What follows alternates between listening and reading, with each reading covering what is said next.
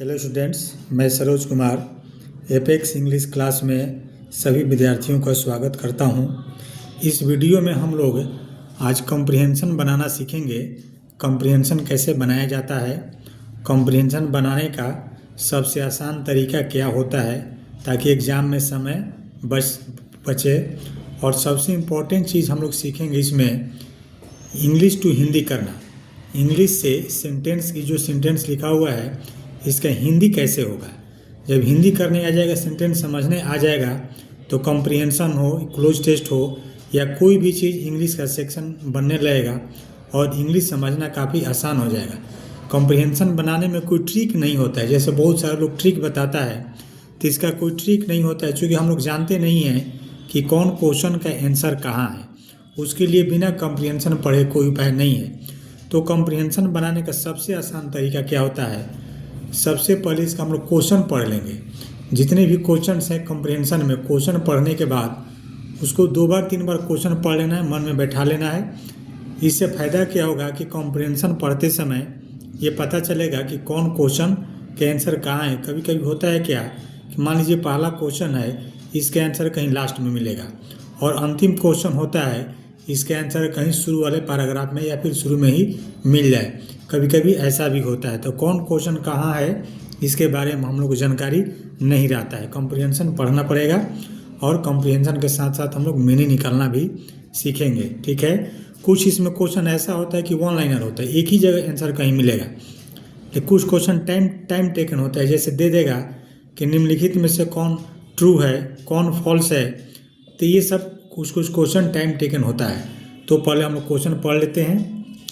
अच्छा, क्वेश्चन पढ़ते समय अब हम लोग को जानकारी नहीं है कि इसका मीनिंग क्या है, वर्ड कहाँ होगा, लेकिन क्वेश्चन पढ़ने से कुछ ना कुछ बात दिमाग में आएगा। जैसे if the supply of oxygen is cut of the brain sales survive.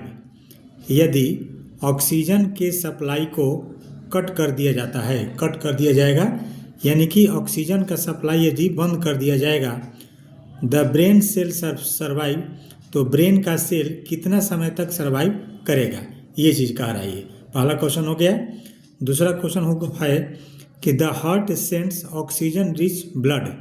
Heart हमारा दिल जो है, हृदय, सेंड्स भेजता है ऑक्सीजन युक्त खून को भेजता है। कहाँ भेजता है, ये चीज़ कहते हैं। हार्ट जो है ऑक्सीजन रिच ब्लड, ऑक्सीजन से युक्त ब्लड यानी कि ऐसा ब्लड जिसमें ऑक्सीजन है, तो हार्ट हमारा कहाँ भेजता है। दूसरा क्वेश्चन हो गया।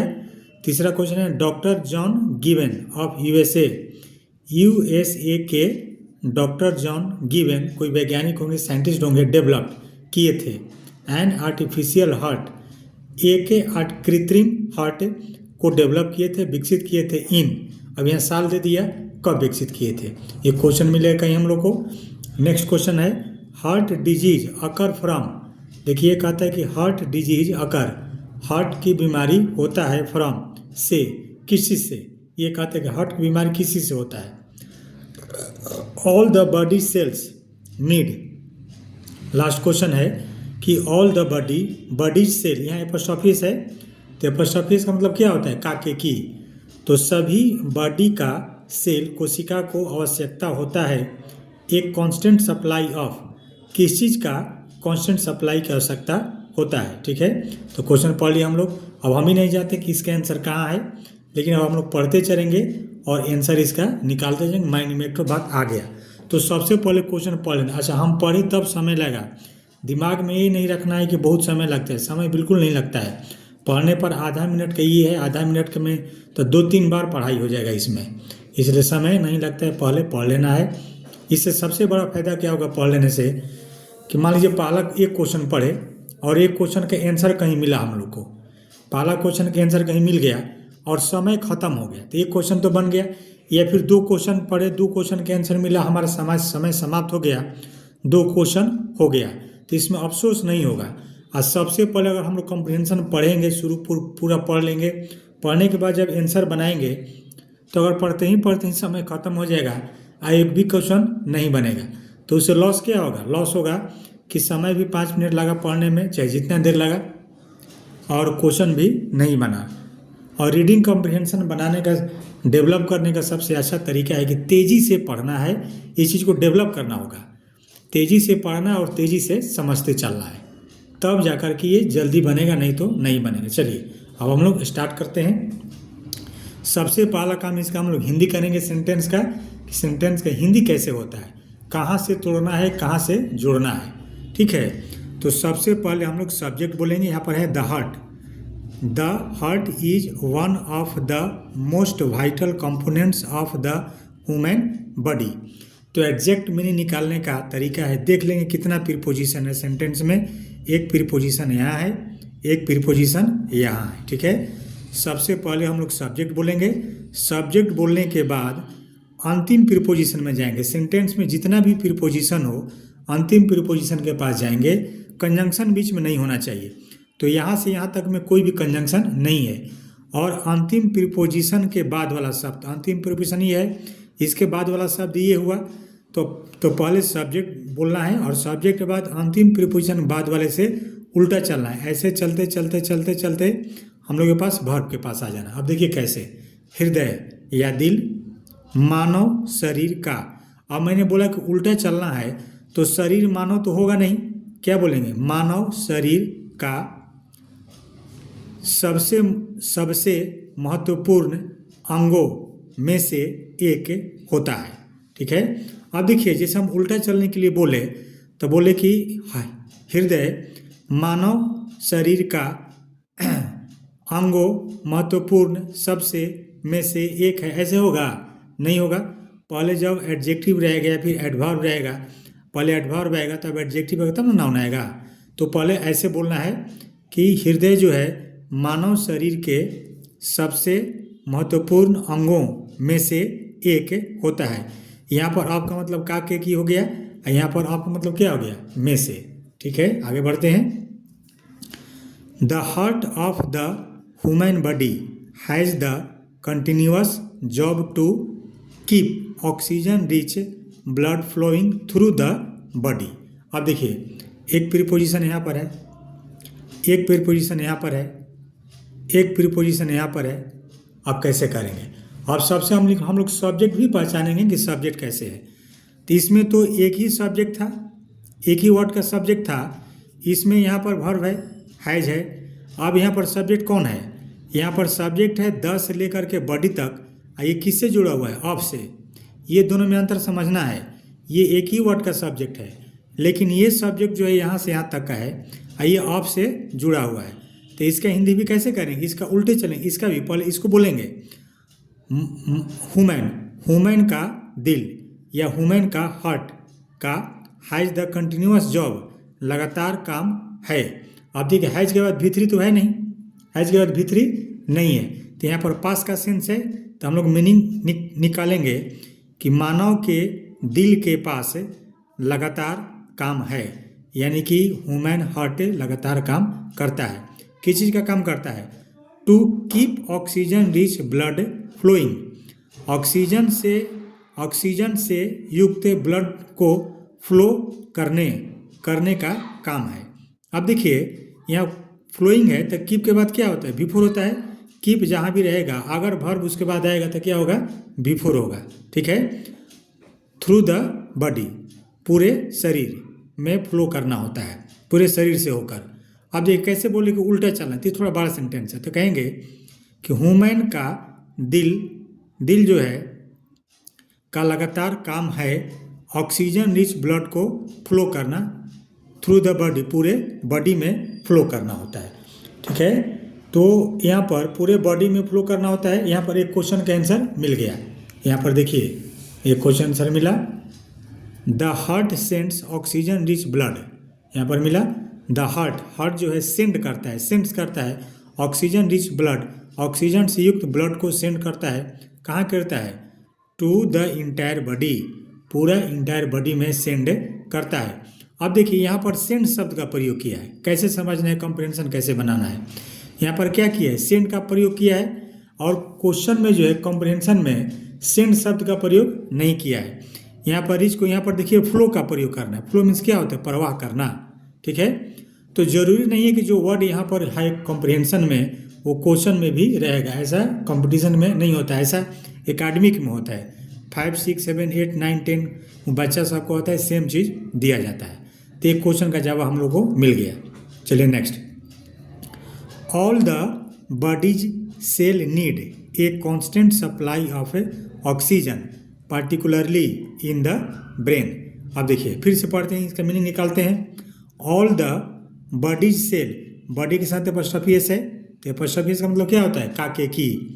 तो सभी बॉडी का कोशिकाएं, सभी शरीर की कोशिकाओं को ज़रूरत पड़ती है। सभी शरीर के कोशिकाओं को ज़रूरत पड़ती है किस चीज़ का? एक constant supply of oxygen, oxygen के लगातार सप्लाई की ज़रूरत पड़ती है। पार्टिकुलरली मुख्य रूप से इन द ब्रेन में। ठीक है। अब देखो बोलते हैं कि उल्टा चलना है, यहाँ पर कॉमा का प्रयोग किया है, यहाँ पर प्रीपोजिशन है और कहीं पर प्रीपोजिशन नहीं है। तो पढ़ेंगे कि सभी, पहले नाउन बोलेंगे कि सभी शरीर की कोशिकाओं को, ये तो वर्ब है, शरीर की कोशिकाओं को ऑक्सीजन के लगातार सप्लाई की ज़रूरत पड़ती है। मुख्य रूप से इन द ब्रेन में, मुख्य रूप से ब्रेन में इसका ज़्यादा ज़रूरत पड़ता है। ठीक है। चलिए, तो एक क्वेश्चन है अब देखिए सप्लाई ऑफ कौन सा ऑक्सीजन है ना, यहाँ पर ऑक्सीजन है। एक क्वेश्चन है लास्ट वाला, देखिए यहाँ पर एक मिला हम लोग को जवाब। ऑल द बॉडी सेल, सभी बॉडी का cell, all the body cell need एक कांस्टेंट सप्लाई ऑफ ऑक्सीजन, मार देंगे ऑक्सीजन पढ़े हम लोग कि सभी बॉडी की कोशिकाओं को ऑक्सीजन की लगातार सप्लाई की ज़रूरत होती है।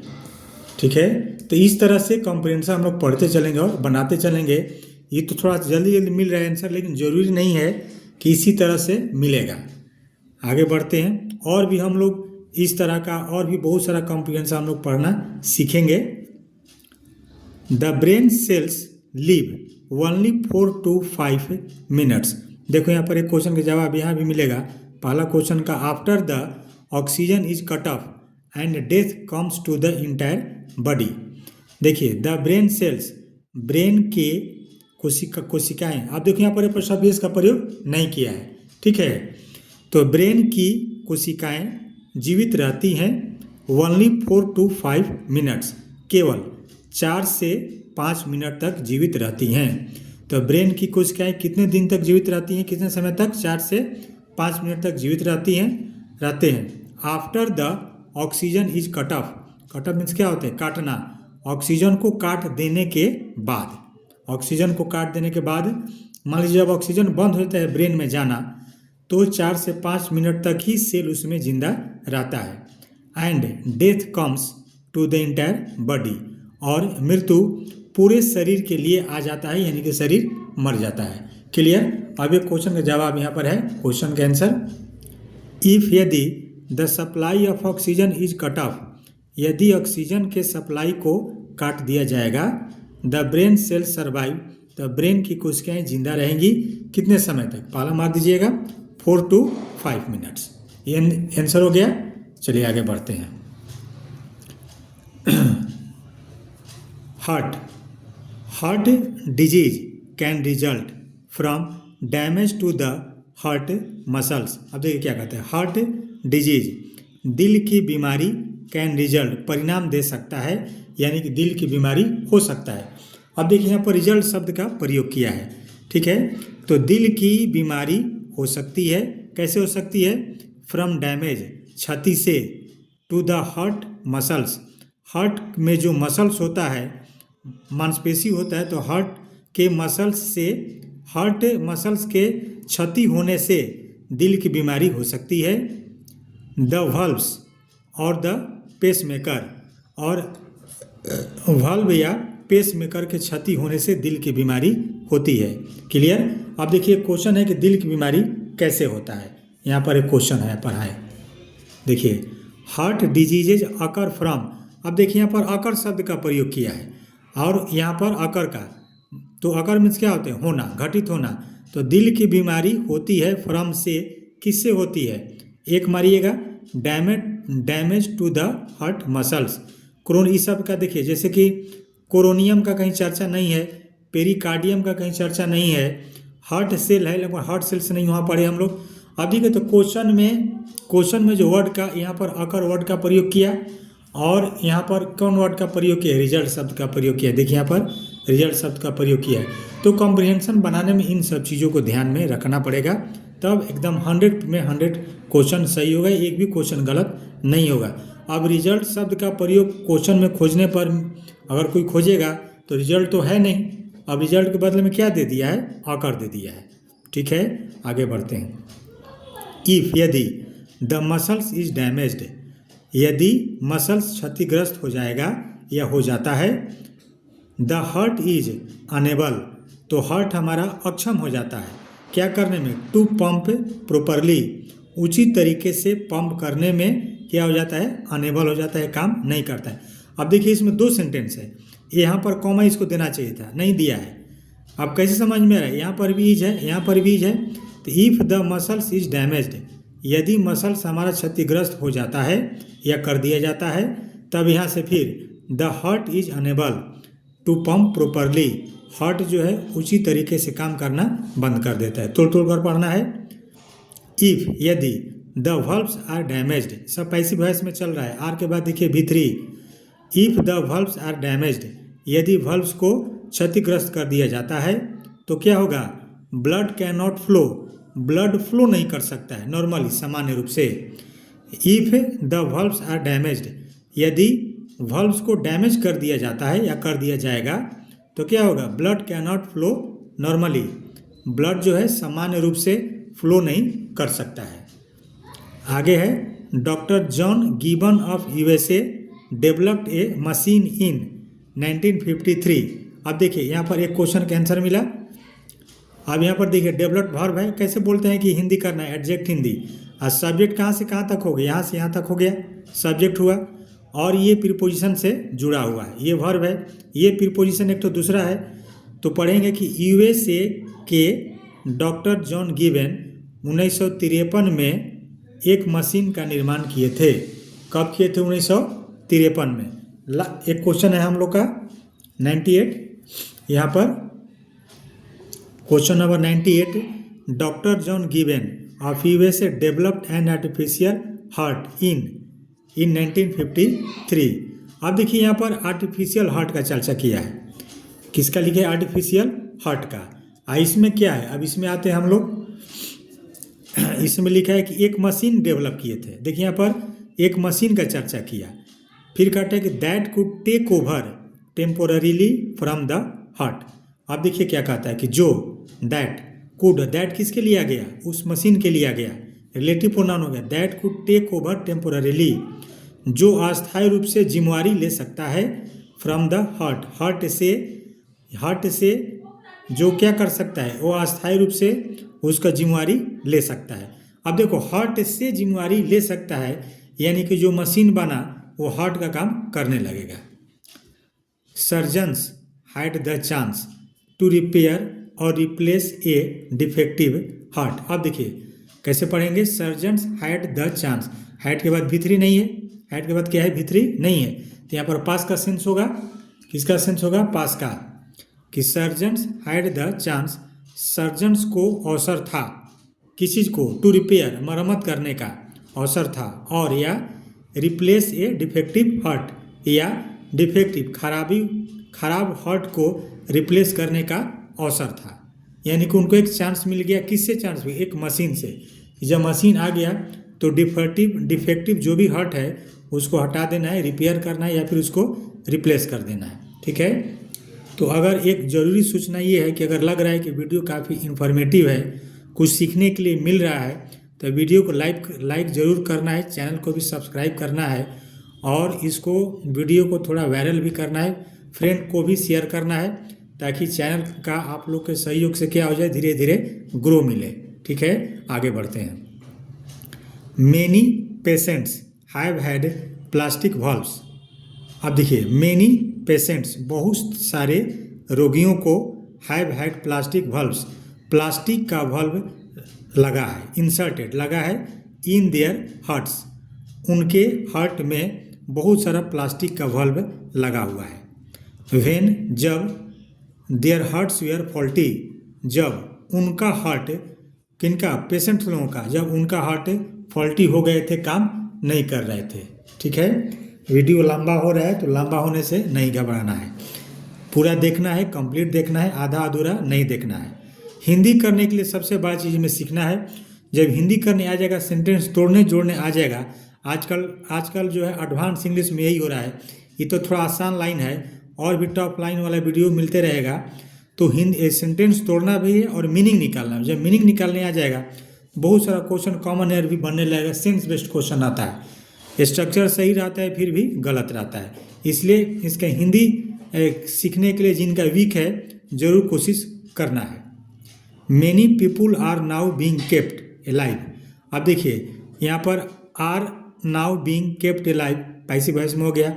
बहुत सारे लोगों को अब जिंदा रखा जा रहा है, बहुत सारे लोगों को अब जिंदा रखा जा रहा है विथ टीनी बैटरी, छोटे छोटे बैटरी से, बैटरी ऑपरेटेड पेसमेकर्स, यानी कि छोटे छोटे बैटरी से चलने वाले पेसमेकर से बहुत सारे लोगों को जिंदा रखा जा रहा है। क्लियर, समझ में आ गया?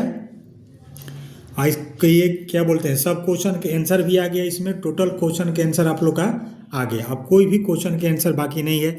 इसी तरह से पहले क्वेश्चन पढ़ना है, क्वेश्चन पढ़ने के बाद आंसर बनाने का, आंसर खोजने का प्रयास करना है, और आसानी से आंसर मिलते जाएगा। और सबसे बड़ी चीज़ हम लोग क्या देखें कि पैसेज में जिस शब्द का चर्चा है उस शब्द का चर्चा क्वेश्चन में नहीं है, उसका साइन आ रहा है। तो इस चीज़ को ध्यान में रखना होगा, तब कॉम्प्रिहेंशन बनना आसान हो जाएगा। Okay, thank you.